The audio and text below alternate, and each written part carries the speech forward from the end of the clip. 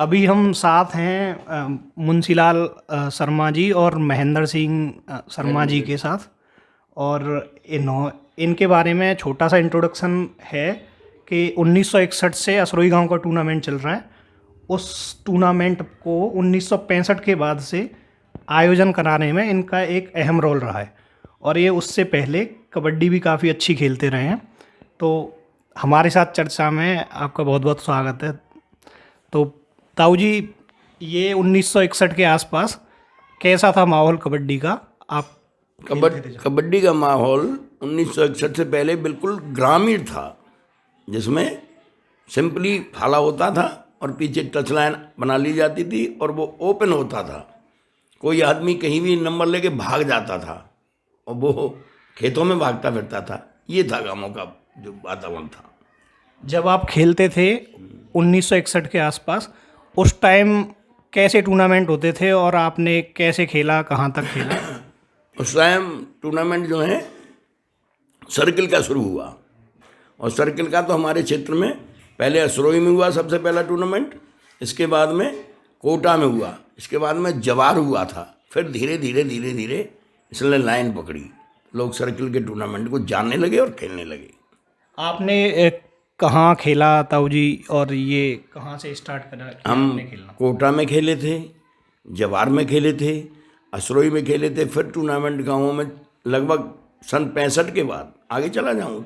हाँ। सन 65 के बाद ये जो है हमारे क्षेत्रीय गांव पिलखुनिया, बगुली, मणिपुर, ये जब टूर्नामेंट होने लगे। आपने ताऊ जी कहाँ टूर्नामेंट खेले और आपने कबड्डी की स्टार्टिंग कैसे करी? मैंने सन 1980 में की। मैं डिग्री कॉलेज में पढ़ता था। उस समय कबड्डी में सिलेक्शन हुआ था मेरा यूनिवर्सिटी की तरफ से। तो मैं बागला डिग्री कॉलेज की तरफ से आगरा गया।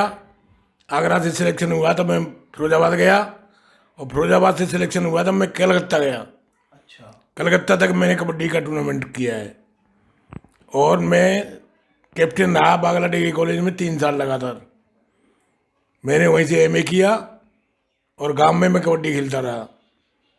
गाँव में मैंने अपने गांव में टीम बनाई जो जिला लेवल तक रही।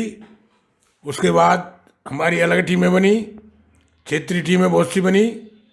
फिर सारे क्षेत्र में घूमते के खेलते थे, और उसके बाद में हमने शील्ड भी जीती थी, जो शील्ड हमारे पास अभी वर्तमान में मौजूद है। उसके बाद हमने शहर में भी कबड्डी खेली। शहर में 22 MC की कबड्डी होती थी, सर्किल की नहीं होती थी। वहाँ शहर में 22 MC की होती थी। उसमें भी हमने विजय सिलाई की थी। वहाँ हमारे साथ बहुत दूर के खिलाड़ी आए थे, बुलंदशहर के, मेरठ के और खुर्जा तक के खिलाड़ी आए थे। उनके साथ हमने खेल खेला, और उसके बाद गांव में टूर्नामेंट बरकरार चलता रहा है, और अब भी गांव में जारी है। आपके समय पर ये सर्किल वाली कबड्डी में गांव की टीम में कौन कौन से प्लेयर्स थे? हमारे ज़माने में सबसे पहले तो मैं ही था कैप्टन। उसके साथ भाई साहब थे, रामवीर बोहरे थे, सुल्तान सिंह चौधरी थे, दरोगा जी हैं आजकल, नेम सिंह कंडक्टर जो एक्सपायर हो गए वो थे। इस तरह से हम 8 खिलाड़ी थे गांव के। सुरेंद्र सिंह मास्टर, कृपाल सिंह, ये सब थे हम। प्योर टीम थी गांव की हमारी, अन्य का कहीं खिलाड़ी नहीं होता। उसके बाद कुछ समय बाद की बात करें, आपके बाद की जो टीमें थीं वो टीम कैसी रहीं? जब सर्किल वाली टीम सर्किल वाले टूर्नामेंट से स्टार्ट हो गए, तो असरोई गांव की टीम पिंटू भैया के एरा से पहले और आपके बाद वो वाली टीम कैसी रही, और उसमें कौन कौन खेलते थे? उसमें गुलवीर सिंह, वो हमारे सिंह कुलवीर सिंह थे, और कृपाल सिंह दरोगा जी थे, चित्र सिंह वर्मा जी थे, और रोशन सिंह थे। गुलवीर सिंह की अहम भूमिका रही उसमें। अच्छे प्लेयरों में उनका नंबर था, बढ़िया खेलते थे। फिर कैप्टनशिप भी चली गई उनके हाथ में। हम लोग थोड़े थोड़े पीछे बुढ़े होने लगे तो फिर वो वही संभालते थे उसको। जब 1965 के बाद ऑर्गेनाइज करवाए आपने टूर्नामेंट्स यहाँ पे, तो उस समय पे यहाँ गांव के टूर्नामेंट का लेवल क्या था? कौन से प्लेयर्स यहाँ खेलने आते थे और किस टाइप का टूर्नामेंट होता था तब यहाँ? उस समय 65 के बाद में 70 के दशक में 70 के दशक में ये गंगचौली, कैमार के बच्चू सिंह अच्छे प्लेयर थे। गंगचौली के बुद्धा सेन, बुद्धपाल सिंह और अखईपुर के शीलेंद्र और श्रीराम, हैं? श्रीराम, श्री राम और अच्छे प्लेयर ये आते थे क्षेत्रीय, और डिस्ट्रिक्ट की टीम आने लगी थी यहाँ। पाली, रजापुर, बागू के रमेश चंद, ये सब आते थे। टीम इनकी प्योर हुआ करती थी गाँवों की। अच्छा। हाँ, ऐसे नहीं कि सब हम अब दूसरे काम के प्लेयर बना के अपनी टीम बना लें। प्योर टीम खेलती थी उस टाइम पे। गंगचौली की, कहमार की, अखईपुर की, खोरना की, ये सब प्योर टीम थी। मुकंदपुर के बहुत अच्छे प्लेयर थे, राजपाल और वो जो थे, क्या नाम था उनका, राजकुमार शिखरना के। ये तो लगभग यूपी लेवल के प्लेयर थे। अच्छा, इतने सारे अच्छे प्लेयर्स आते यहाँ पे थे, उस समय खेलते आते थे। थे। हाँ। बहुत अच्छी बात है।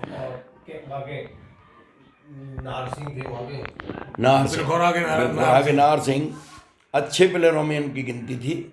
डिस्ट्रिक्ट से ऊपर जाते थे खिलाड़ी, जिन्होंने बाद में आके यहाँ पे रेफरशिप भी करी, काफ़ी अच्छी रेफरशिप करते थे वो। रेफरशिप करने के लिए आते थे। ओमी राणा रोडवेज के बुलंदशहर से, और सब राजेंद्र सिंह मेरठ से आते थे। ये रेफरी तो वो बहुत अपनी टीम भी लाए थे यहाँ हमारे गांव में कि हमारी टीम को कोई हराएगा तो हम पुरस्कार देंगे। अच्छा। वो अपनी टीम को यहाँ लाए थे और यहाँ उनकी टीम हार के गई थी।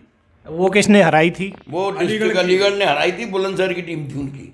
अच्छा। बुलंदशहर वर्सेज पहली बार यहाँ फाइट हुआ था, जिसमें अलीगढ़ की टीम उस टाइम पर राजकुमार और वो जो राजपाल, इनकी टीम ने उसको हराया था। और वो खुद इनाम दे के गए थे, हार मान के गए थे। बुलंदशहर की टीम हारी थी। ये तो अलीगढ़ के लिए बड़ी गौरव की बात है। गौरव की बात रही साहब अलीगढ़ की। और यहाँ तो बहुत मेरठ तक के दर्शक बहुत आते थे। अब भी आपके युग में भी दर्शक देखते हैं, अब खेलने नहीं आते। अब की बार हमने वो देखा था वहाँ पे घूम के, तो कोई साहब हम आगरा से आए, केवल देखने आए हैं, हम कासगंज गए, केवल देखने आए हैं, नाम सुना है। वो आप लोगों का योगदान है कि आपने इसको इतना ऊंचा बढ़ाया है। हम तो अभी बड़े हो ही रहे हैं। और ये अंकल जी, ये जो ताऊ जी हैं हमारे, इन्होंने 1965 से इसमें बहुत लंबे समय तक, अभी तक इनका ही अहम योगदान है टूर्नामेंट को ऑर्गेनाइज कराने में। और इनकी कमेंट्री के सभी दर्शक कायल रहते हैं। इनकी कमेंट्री के बिना तो टूर्नामेंट की शोभा अधूरी रह जाती है, अगर ये टूर्नामेंट में कमेंट्री ना करें तो ये बेस्ट रेफरी ताऊ जी यहाँ पे कौन से रहे हैं, और कौन से रेफरी यहाँ पे आते रहे हैं अभी तक? रेफरी टॉप के हुआ करते थे यहाँ पे। हमारे यहाँ BLW थे ज्ञानेंद्र वर्मा, और वो बादोली के रहने वाले थे। उन्होंने बहुत दिन योगदान दिया। फिर ओमी राणा रहे, ये जो हैं रोडवेज में थे, नाहर सिंह जी ये रहे। और फिर ये और अच्छे रेफरी थे जो आकर के अपना योगदान करते थे। एक प्रेमपाल सिंह थे अखईपुर के, एक मानपाल सिंह थे मास्टर साहब, वो रेफरशिप के लिए आते थे। अच्छा। वीर सिंह जी ने भी बहुत मतलब रेफरशिप की है, और लोगों ने भी की है। हाँ। अच्छा। ये अब हम नए एरा की बात करेंगे। ये जो पिंटू भैया के समय की जो टीम रही है, और उनके बाद की जो सेकंड टीम थी पिंटू भैया से, जो अलग खेलते थे, बिशंबर भैया, मोती भैया और बाकी ये सभी लोग, तो इनके बारे में, पिंटू भैया के बारे में बात कर लेते हैं पहले। आपके क्या विचार हैं, ये कैसा खेलते थे और किस तरह के खिलाड़ी थे? पिंटू ने तो खेल शुरू किया, और जब अपने उस पर आया, पूरे जोश पर था कबड्डी के पे, तो उसने तो असरोई का नाम रोशन किया। उसने तो जहाँ तक दूर दूर तक वही एक ख्याति प्राप्त करके पहुँचा। आप लोग छोटे छोटे थे, वो लड़का थोड़ा जानदार था, तो वो अच्छी टीमों वहाँ तक, दिल्ली तक, मेरठ तक वहाँ तक खेला, और उसने अच्छा नाम असरोई का रोशन किया। उसने अच्छा प्लेयर रहा, बेस्ट प्लेयर का पुरस्कार जगह जगह से लाता था, और सब बढ़िया प्लेयर था। काफ़ी अच्छे प्लेयर्स में उनकी गिनती होती रही है। उसकी आज भी ख्याति है, लोग उसको जानते हैं। हाँ हाँ बिल्कुल। अभी उनके समय के जो प्लेयर्स थे, जैसे अश्विनी थे, गजेंद्र थे, उनके बारे में, उनका खेल कैसा था, उनके बारे में क्या ख्याल है आप? अश्विनी बहुत अच्छे खिलाड़ी थे, पर वो क्लब में खेलते थे। अश्विनी अपने गांव के अकेले खिलाड़ी थे, वो क्लब लेके आया करते थे यहाँ। अश्विनी, गजेंद्र और ओम प्रकाश, ये क्लब लेके आते थे यहाँ, बहुत अच्छे खिलाड़ी थे। और क्लब में हमारे पिंटू को भी ले जाते थे, पिंटा भी उनके साथ जाता था, और यहाँ बाहर जाके खेलते थे। इसमें असरोई के नाम से टीम इंटर हुआ करती थी खिलाड़ी बाहर से होते थे, पर पिंटू कैप्टन रहता था उसका, तो वो पिंटू की वजह से गांव का नाम होता था। और उसने बहुत दूर दूर तक, दिल्ली तक, मेरठ तक खेला है वो, उसी के साथ अच्छी टीम खेली है। उसके बाद जो दूसरी टीम थी जिसमें ये विकास भैया भालू, जीतन, अनूप कुद्दी, मोती, बिशंबर, जोगेंद्र सिंह, ये सब जो खिलाड़ी थे, इनकी टीम के बारे में क्या ख्याल है आपका? इन्होंने कितने समय तक कैसा खेले ये? इन्होंने 10 साल तक सुशोभित किया उसको, मैदान को। और ये आपने जो नाम गिनवाए ये सब बढ़िया प्लेयर थे, एक से एक बढ़िया प्लेयर था। इनमें कोई ऐसा नहीं था जो शिकवा शिकायत वाला, वो सब अच्छे प्लेयर थे। जहाँ भी इनको लगा दिया जाए, झंडी पे लगा दिया जाए, रेड में लगा दिया जाए, कैच में लगा दिया जाए, इन्होंने पूरा योगदान दिया और गांव का और क्षेत्र में नाम अपना कमाया। और ये भी बाहर तक गए, लेकिन हम तो गांव तक ही सीमित रह गए ना, ऑर्गेनाइजेशन में रह जाते थे। उनके साथ तो गुलबीर सिंह जाते थे। गुलबीर सिंह आज भी उनके हेड ऑफ द डिपार्टमेंट हैं। वो इस अवस्था में भी वो बहुत बहुत दूर तक, गुलबीर सिंह को बहुत लोग जानते हैं। उनका नाम ही इसी से उस्ताद पड़ा है। गुलबीर सिंह के योगदान से उनका नाम, जो क्षेत्र में गांव के बच्चे तो उस्ताद कहते हैं उनको, तो उनका योगदान आज भी है। आज भी वो उस अवस्था में, आज भी रात को कटराना और जाने कहाँ डोलते हैं वो। तो ये उनका एक बच्चों में जोश पैदा करना, खेल के प्रति जागृति देना, ये हर आदमी के बस की बात नहीं है। हम शिथिल हो गए, तो गुलबीर सिंह अभी उसको भूमिका को निभा रहे हैं और बड़ा सहयोग रहता है हर मामले में। फिर इसके बाद तो फिर आप लोग ही मतलब पूरा योगदान करते हैं। हाँ, हम जैसे तो नहीं, बहुत सारे लोग हैं, बहुत सारे लोग नहीं हैं तो सब, लेकिन व्यक्ति विशेष का नाम तो रहता भी है। जिस काम में, जैसे कोई पढ़ने में, खेलने में और नाम कमाता है तो उसका नाम रहता है, तो अच्छे लोगों में आता है आपका नाम जो है। मैं मौके प्रशंसा नहीं कर रहा हूँ। हम देखते हैं आपकी अनुपस्थिति अखरती है फील्ड में, इसीलिए आप छुट्टी लेकर के आते हैं। अरे तो जी ये हमारे लिए बहुत बड़ी बात है। इससे तो भैया और कोई एकदम डायरेक्ट नहीं, कोई बहुत बड़ा आदमी हो जाता है, नीचे से ही चल के पहुंचता है वहाँ। जागृति बड़ा हाँ, तो एक इंसिडेंट रहा असरोई गांव के बारे में, जो आप कमेंट्री में कई बार सुना है मैंने आपके मुंह से। वो आप बताते हैं कि किसी ने आपको बेईमानी करने के लिए बोला था, तो उसमें आपने कैसे डिनाई किया था, उसके बारे में ज़रा बताइए। वो थे ओमी राणा, जो रोडवेज में कंडक्टर थे और वो अलीगढ़ के मूल निवासी थे। लेकिन उनके सामने आए थे राजेंद्र रेफरी, जो बुलंदशहर की टीम लेके आए थे। उस टाइम पे हमारी टीम राजकुमार और इसकी राजपाल की टीम चढ़ी हुई थी डिस्ट्रिक्ट की। तो उन्होंने ये कहा था भाई, कैसे ही जब खेल हो रहा था तो राणा साहब ने कहा कि अगर आज ये खेल कहीं और दूसरे डिस्ट्रिक्ट में होता तो हमारे साथ ये हो जाता। मैंने हम टूर्नामेंट बंद करवा देंगे, लेकिन बेईमानी नहीं होने देंगे। बुलंदशहर जीतेगा बुलंदशहर को हम देंगे नाम, और अलीगढ़ जीतेगा तो अलीगढ़ को। लेकिन हमने किसी के सामने झुके नहीं। टूर्नामेंट बंद करवाने के लिए हम तत्पर थे, तैयार हो जाएंगे, करवाएंगे नहीं, लेकिन बेईमानी नहीं होने देंगे। ये 60 साल के असरोई के टूर्नामेंट के इतिहास में कभी बेईमानी नहीं हुई। कोई सिद्ध नहीं कर पाएगा। टूर्नामेंट बंद हो गया हो जाता, लेकिन बेईमानी नहीं होगी। हमें जब कोई भी थोड़ा सा, जैसे आजकल समय ऐसा चल रहा है, जब दिखता तो हम अपने को ही डाउन कर लेते हैं, पर हम बेईमानी की तरफ जागृत नहीं है। बेईमानी होने नहीं देंगे। पक्षपात, किसी का मनोबल क्यों, ईमानदारी थी ईमानदारी है, ये बात है सर। चलो ताऊ जी, आपने हमारे लिए आपका बहुमूल्य समय निकाला, उसके लिए बहुत बहुत धन्यवाद। इतने पुराने विचार, आपने पुराना अनुभव हमसे शेयर किया, उसके लिए बहुत बहुत धन्यवाद आपका।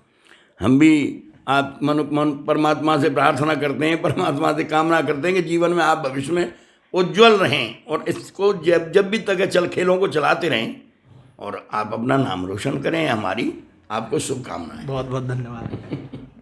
धन्यवाद भैया, आपने इंटरव्यू लिया, हमने आपको बताया, और आपको ये भी बताना चाहते हैं कि आप जैसे सहयोगी काम में रहेंगे तो ये टूर्नामेंट आगे भी चलता रहेगा। ये तो आपका बड़प्पन है कि आपने समय निकाला, आप हमारे साथ में बात करने के लिए तैयार हुए। और हमारे जैसे, हम तो बहुत छोटे खिलाड़ी और छोटे सहयोगकर्ता हैं। हमारे जैसे असरोई गांव में बहुत सारे सहयोगकर्ता हैं जो कि गांव के लिए तत्पर रहते हैं हमेशा।